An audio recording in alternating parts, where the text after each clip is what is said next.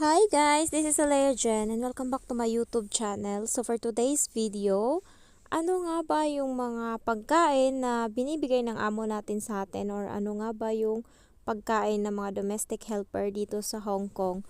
So guys, hindi yung pagkain natin sa Pinas na typical na almusal natin, madami kanin, ganyan, lalo probinsya.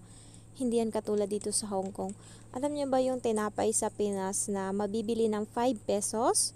Yan yung almusal namin dito. Ayan lang, as in. Tapos, ikaw na mismo yung bibili ng kape. Kung magkakape ka or gatas, ayun po. So, hindi ako nagkakape, hindi ako nagagatas. Hindi ako nagkakape. So, gatas, pero nagtitipid. Kaya, tinapay lang, tas tubig. Yung almusal ko sa umaga ginagawa ko para meron akong pagkain kasi ginugutom ka na isang tinapay lang. So, alas 10 ng umaga, kakain ako ng saging o di kaya tinapay or kaya biscuit, bumibili ako ng sarili ko para makatawid ng gutom hanggang umabot ng alas 12:30 or alauna para makakain na ako ng tanghalian. Yung tanghalian ko is kanin and niluluto ko siya sa umaga kapag yung alaga ko is pupunta ng school. Nagluluto ako ng lunch lunch pack niya or pack lunch. So sinasabay ko na diyan yung kanin ko para meron akong kanin sa tanghali. And yung ulam naman, ako na didiskarte. Bumibili ako ng gulay, itlog, hotdog, or kaya yung sa gabi, 'di ba, may soup 'yon. Inaano ko 'yon, yung kinukuha ko yung mga beans doon na pwedeng makain, tas baboy, tas yun yung iniinit ko sa tanghali para meron akong pagkain sa tanghali kasi wala dapat akong pagkain eh. Nung bago ako, wala akong pagkain, wala akong kaya namayat talaga ako. Ang bilis kong pumayat nung bago ako dito sa Hong Kong kasi hindi ko pa alam kung paano ako makakadiskarte ng pagkain, kung paano ako makakasurvive. Ah, Awa ng Diyos, itong kinakain ko ngayon na noodles is yun yung favorite ko. Yung amo ko yung umorder niyan kasi pag umuorder sila ng pagkain, tas ayun, binibilhan na din nila ako. Pag noodles lang, pero pag ibang pagkain, hindi. Sa kanila lang. Kaya, didiskarte talaga ako. And favorite ko tong noodles na to. Parang maiiyak ako pag kinakain ko to. Ito yung, kasi 'di ba nung bago ako dito sa Hong Kong, hindi ako kumakain ng noodles. Pero dahil sa kailangan mong makasurvive dito, wala ka ng arte kung ano na lang hanggang sa nagustuhan ko na yung noodles. Pero dati ayoko talaga. So, ayan. Kita nyo, gutom na gutom ako. Kasi tinapay lang yung pagkain sa umaga. And sa gabi naman guys, kanin na yung pagkain. Pero wala pa ding ulam. Kasi hindi ako pwedeng makisali sa ulam nila. Ulam nila is ulam lang nila.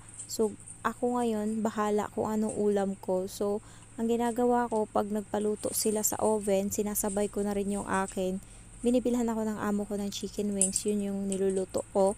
And, ayan, minsan, pag nag-i-steam sila ng egg, mag-i-steam din ako ng egg ko. Diskarte na lang talaga para mabuhay ako.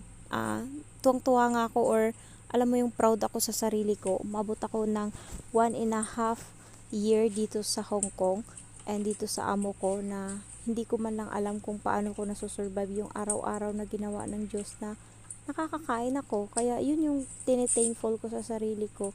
Ayun nga, nakakaubos ako ng pera kasi bumibili ako ng ulam. Sige lang, tiyaga lang talaga kasi may pangarap ako na kailangan tapusin. Meron akong gustong marating sa buhay. Gusto kong mabago yung buhay namin kaya tinitiis ko. Alam niyo yung chopstick na hawak ko? Nakaplano na yan sa utak ko. Hihingin ko yan siya sa amo ko. Binigay yan ng amo ko sa akin. Kasi saksi yan guys sa mga silent na cry ko dyan sa kusina. Yan yung, yan yung nakakasaksi. Yung chopstick na yan.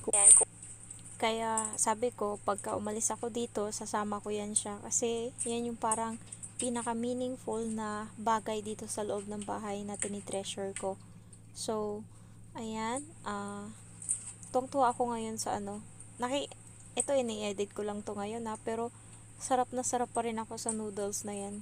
So, hindi ko alam kung paano umorder online yan kaya hindi ako nakakabili kasi mahirap siyang orderin and hindi ko alam yung sabaw na ginamit dyan. So nakita ko na siya kaso hindi ko lang alam kung ano yung sabaw na ginamit, ganyan. Pero I hope na sana makabili din ako niyan, na akin talaga, na kapag nag-crave ako is makakabili ako. So favorite ko yan so far ngayon. And ayan, ayan yung mga pagkain ko dito is sardinas, noodles, chicken wings. Yan yung provide ng amo ko. Tapos ako na bumibili ng gulay ko. Halo na. Yung talong minsan is inaadobo ko yan. Hindi ko alam kung alam niyo yan. Inaadobo ko siya, nilalagyan ko ng suka na konti. Ayan. Para tumagal siya ng ilang araw. So nire-ref ko siya pagkatas ko iluto tapos mapalamig. Kukuha lang ako ng konti tapos nilalagay ko siya sa ref. Sa susunod na kakain na naman ako, kukunin ko na naman yan. Next is yung ampalaya. Yan, nilalagyan ko yan ng ng itlog. Favorite ko yan. So yung amo ko, siguro inisip niya mapait yung ampalaya, pero tuwang-tuwa siya, nakikita niya ako na yan yung niluluto. And ano pa ba yung ibang niluluto ko? Diskarte lang talaga para mabuhay ako dito kasi nga may pangarap ako na kailangang tapusin. Hindi ko man masikmura yung pagkain ko, hindi ko to naranasan sa Pinas kahit papaano naman. Pero pagdating dito sa Hong Kong, naranasan ko lahat. Pero kasi may pangarap ako na kailangan tapusin, kaya nagtsatsaga ako. Minsan iniiyak ko na lang yung mga time na nagki-crave ako. Kaya alam nyo, share ako ng share sa Facebook ng mga pagkain na gustong gusto kong kainin. Alam mo yung papaitan, lechon, sisig, bihon, lahat yan, siomai. Sinishare ko yan. Kung follower ko kayo sa Facebook, makikita nyo yan. Kasi nagki-crave talaga ako and miss na miss ko na talaga yung pagkain. Pero ngayon guys, tumaba-taba na ako ng konti. Nung bago ako dito, namayat talaga ako. Ang bilis ko lang mamayat. 1 week, 2 week lang, tanggal na kaagad yung 3 kilo sa akin. Ang bilis lang. Kaya ngayon bumabawi na ako. Isa sa nakapagpapayat is yung maraming trabaho. Dati kasi grabe yung pag nagtrabaho ako is trabaho talaga kahit hindi siya nakatingin. Kuskusin kong maigi, ganyan. Pero ngayon hindi na ngayon.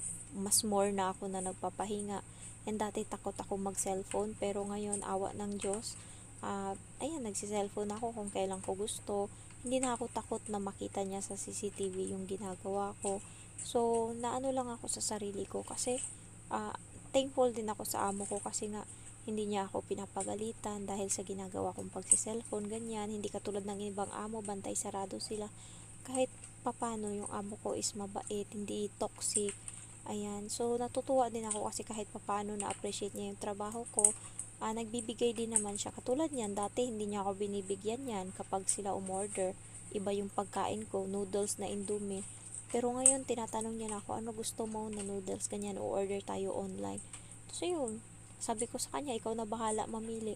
And alam niya na favorite ko yung sausage, kaya binibilhan niya, sinasamahan niya yan ng sausage o kaya meatballs yung noodles ko, tas chicken wings, tas gulay. So, siya na yung namimili ng pagkain. And siguro nakikita niya rin ngayon na sarap na ako kumain ng noodles. Dati talaga ayoko yan. Pero ngayon guys, grabe na ako pakainin ng noodles. Sarap na ako. Wag lang talaga yung Indomie, yung ganyan. Kay grabe na talaga. Ayoko na. Sardinas ayoko na din. Ayan. So, hindi ko alam kung maano nyo to. Pero, sorry. Tinapon ko na yung winter clothes ko na iba. Sabi ko pa naman ibigay ko sa follower ko. Tapos nakalimutan ko kanina. Tinapon ko na sa basurahan. So, guys, kung gusto nyo na mag-ukay-ukay, ganyan, message nyo lang ako. Kasi, samahan ko kayo pag may free time ako dito sa Shamshoy po. Ano lang siya, 10 Hong Kong dollar. Alam ko na yung mga shop na maraming ukay-ukay. Grabe. Nakaubos ako kanina ng ang dami. Parang 100 Hong Kong dollar. Saka ukay-ukay lang. Wala na akong pera. Gusto ko pang bilhin. Kaso hindi ko na magawa. Kaya tinabi ko na lang. Sabi ko sa susunod, babalikan ko. So, kung wala kayong mga damit masyado tas gusto nyong bumili, wag na kayo bumili ng brand new. Mag-ukay-ukay na lang kayo. Sayang kasi. Ayan, message nyo lang ako and ayan, mag-ukay-ukay tayo dito. Mag-start tayo ng hapon, mga alauna pagkatapos ng tanghalian. Tapos uuwi tayo ng hapon na bahala na kayo kung ano oras kayo matatapos. Ayan, so tiyaga-tiyaga lang tayo dito kasi nga nandito tayo para sa pangarap natin. Kaya laban lang and walang susuko. I love you all. Bye-bye!